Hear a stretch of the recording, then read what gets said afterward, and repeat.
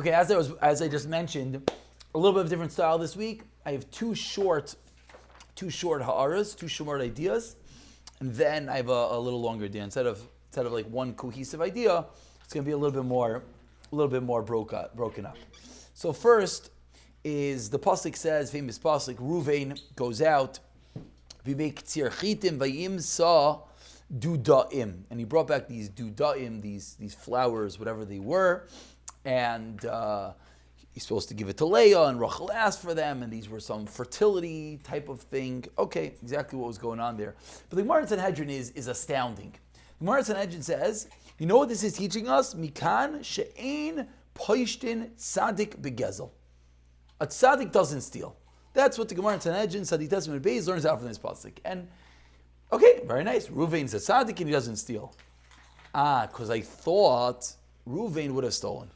It's like Reb Chaim Kanievsky walks in holding something, give a clap on the bima. By the way, Chaver, don't worry. Reb Chaim didn't just pilfer that Gemara from the store. It's his own. What exactly is the Gemara teaching us? Or Moshe Feinstein asks this question, and he brings out it's an earth-shattering idea when you think about it. At face value, it sounds almost simple. But when you think about it, it's absolutely earth-shattering. He says, you know what he's teaching you? You know what the Gemara is teaching you?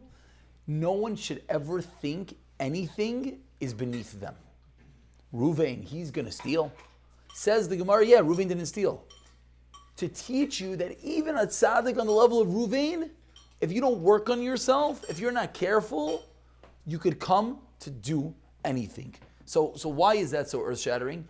It's earth-shattering because, first of all, it's tremendous, empowering chizik, how careful we have to be with ourselves and how much we have to work on ourselves. Because if we don't, we could end up in the worst, most terrible places. And the reason why it's empowering and it's chizik is because if someone like Ruvain had to worry, certainly everyone else. But that means that we could change ourselves.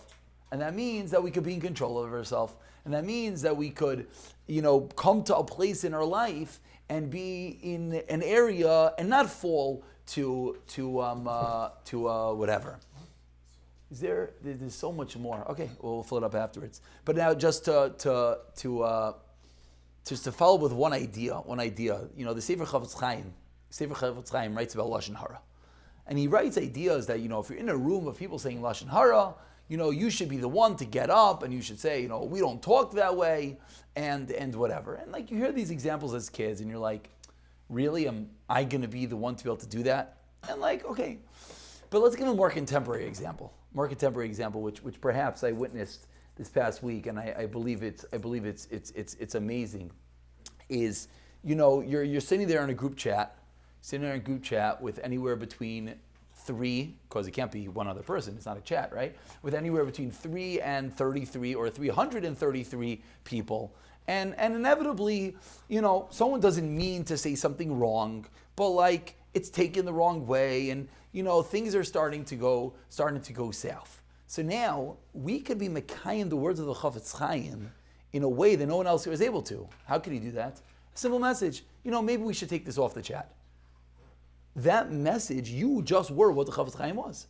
You just said, why are we doing this? Now, it's such an easy thing, right? It takes 14 seconds to type, it sends. Yeah, but no one wants to be that guy. You want to be that guy? I'm going to be that guy? Yeah, be that guy.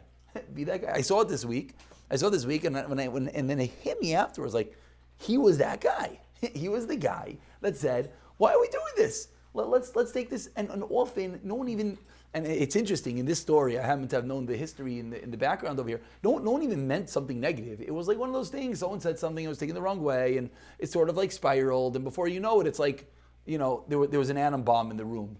And so what we learn from here is that, first of all, be careful with your words. Be careful with what you write. That's on the side. But more than that is we have power. We have power to be great people. We have power to be great people. And if someone like a Ruvain, we're giving him a praise that he didn't steal, says Rav Moshe Feinstein, you know what we learn? We learn that anything is in your unfortunate power. You could fall to any place. But that also means, on the flip side, that we could get to any place.